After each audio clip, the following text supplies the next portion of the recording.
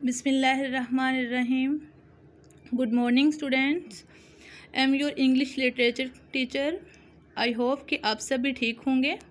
हम अपना English literature का जो है वो काम स्टार्ट करते हैं। पहले भी हम ये क्लास में रीडिंग वगैरह और बुक वर्क कॉपी वर्क जो है हम कर चुके हैं, लेकिन मैं दोबारा आप लोगों को रिवाइज़ करवा रही हूँ।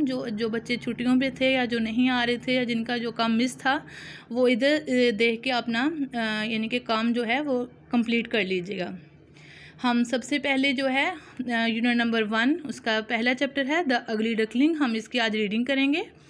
रीडिंग में हम सबसे फर्स्ट पे जो है द अगली मीन बदसूरत डकलिंग बच्चा, यानी कि एक बदसूरत बत्तख का जो है वो बच्चा है। इसके बारे में आज हम रीडिंग करते हैं।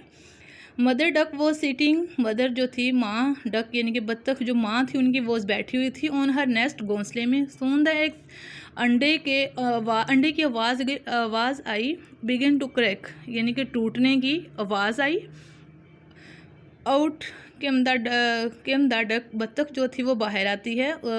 उसमें से 1 2 3 4 ओप्स यानी कि वो अंडों के टूटने की वजह से वो बच्चे जो हैं 1 2 3 4 यानी कि एक एक करके 3-4 बच्चे जो हैं वो निकलते हैं बाहर। 1 एग डिड नॉट ओपन, उनमें से जो एक अंडा होता है वो ओपन नहीं हुआ।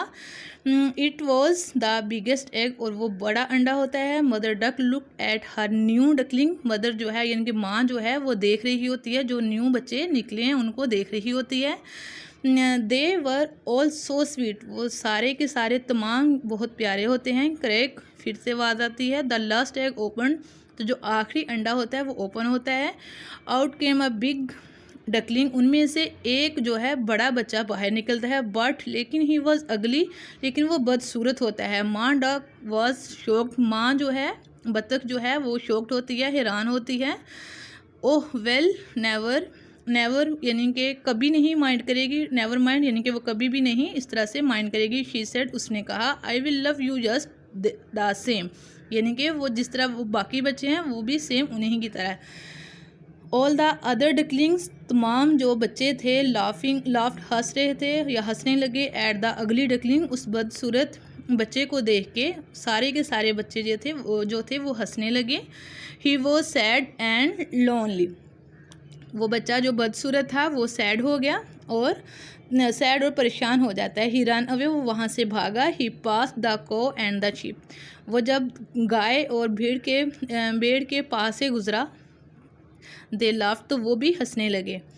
ही pass the horse and the camel, जब वो घोड़े और कैमल मीन ऊँट के पास से जब वो गुजरा, वो बच्चा जो जब ऊँट और घोड़े के पास से गुजरा। दे लाफ्ड टू, तो वो भी उस पर हंसने लगे। ही पास द, जब वो कैट एंड द डॉग, जब वो बिल्ली और कुत्ते के पास से गुजरा। दे लाफ्ड एंड लाफ्ड, तो वो भी उस पर हंस ही रहे थे। Soon the poor little duck, तो बेचारा जो बच्चा था, छोटा बच्चा duckling came to a lake, तो वो एक बेचारा बच्चा परेशान होके वो एक झील के किनारे पे चला जाता है, या तालाब के किनारे पे चला जाता है। आ ब्यूटीफुल, एक खूबसूरत swan and her ducklings were swimming, तो जब वो उधर जाता है दरिया के करीब या झील के पास किनारे पे जाता है, तो वहाँ पे उसे एक खूबसूरत हंस या राज, ये एक जानवर का नाम है, परिंदे का जैसे। एंड हर डकलिंग, और उसके साथ वो बच्चा बत्तख का बच्चा वो स्विमिंग तैरने लगते हैं दोनों इकट्ठे। द अगली डकलिंग, जो बदसूरत बच्चा है, लुक देखता है एट द बेबी स्वान, वो स्वान के बच्चे को देखता है। He was just like them, वो उसे पसंद करता था यानी उसे पसंद आता है। ओह माई, ही सेड, वो कहता है। आई एम नॉट एन अगली डकलिंग, मैं एक बदसूरत बच्चा नहीं हूँ। आई एम अ ब्यूटीफुल स्वान, मैं भी एक हंस की तरह खूबसूरत हूँ। यहाँ पे हमारी रीडिंग जो है वो कंप्लीट हो गई है। आगे हम एक्सरसाइज करते हैं। एक्सरसाइज भी मैं बुक कॉपी वर्क जो है वो भी करवा चुकी हूँ, लेकिन मैं दोबारा से रिपीट करती हूँ। जिन बच्चों का नहीं हुआ वो अपना जो है प्लान कंप्लीट कर लें, इस वीडियो को देख के अपना प्लान जो है वो कंप्लीट कर लें। सबसे फर्स्ट पे हमारा है आंसर द क्वेश्चन। इसमें हमने जो है फिलिंग द ब्लैंक्स, इसमें हमने वर्ड कंप्लीट करने हैं, यानी कि फिलिंग द ब्लैंक्स हमने कंप्लीट करने हैं। इनमें से नंबर 1 है जैसे how many egg were in the nest, there were 5 egg in the nest, यानी कि घोंसले में कितने अंडे थे, कितने, तो उसमें 5 अंडे थे, यानी कि 5 अंडे थे। नंबर 2 है हु वाज सैड, वो क्यों सैड था। द अगली डकलिंग, इसमें हम लिखेंगे अगली डकलिंग, जो फिलिंग द ब्लैंक्स है उसमें हमने क्या लिखना है, अगली डकलिंग, UGLYDUCKLING, अगली डकलिंग वाज सैड।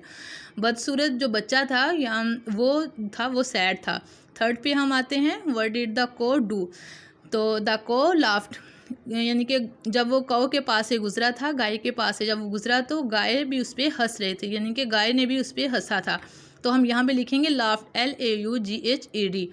आगे हम फोर्थ पे आते हैं, what did the cat and dog do, जब वो बिल्ली और कुत्ते के पास से गुजरा तो उन्होंने क्या किया था, the cat and the dog laughed, तो कुत्ता और बिल्ली भी उस पर हंसे थे। फर्स्ट वाली जो फिलिंग द ब्लैंक्स है उस पर हम कैट लिखेंगे एंड द सेकेंड वाली है उसमें हम डॉग लिखेंगे। आगे फिफ्थ पे आते हैं, व्हाट डिड दे अगली डकलिंग डू, तो उसने क्या किया, अगली डकलिंग ने जो बच्चा था, उस बदसूरत बच्चा था, उसने क्या किया, ही रन अवे, वो वहाँ से भाग गया, RANAWAY अवे। आगे सिक्स पे हैं, do you like the ugly duckling, इसमें हम 2 है, इसमें यस या नो, तो हम क्या करेंगे, यस पे हम टिक करेंगे। आगे पार्ट बी है, ट्रू एंड फॉल्स, तो फर्स्ट वाला है मदर डक हैड 3 एग्स, तो इस पर हम क्रॉस करेंगे। द डॉग वॉज क्राइंग, तो कुत्ता रोया नहीं था या चिल्लाया नहीं था, वो उस पर हंसा था, तो इसका मतलब ये, इस पर हम क्रॉस करेंगे, ये है फॉल्स है। आगे हम सेकंड पे आते हैं, 4 एग्स वर डक, तो अंडे जो थे वो 4 नहीं थे 6 थे, तो इसका मतलब ये भी हम क्रॉस करेंगे इस पर, ये भी फॉल्स आएगा।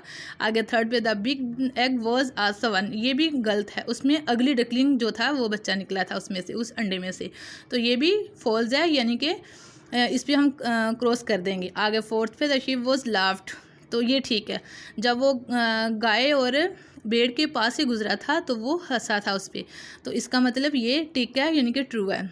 आगे mother duck run away, mother नहीं वहाँ से भागी थी, अगली डकलिंग जो बच्चा था वो वहाँ से भागा था, तो ये इसका मतलब ये क्रॉस है। इसके आगे हम फॉल्स कर देंगे, the ugly duckling run away, ये ठीक है, इस पर हम करेंगे ट्रू करेंगे। The ugly duckling was a सवान, तो इस पर भी हम क्रॉस कर देंगे।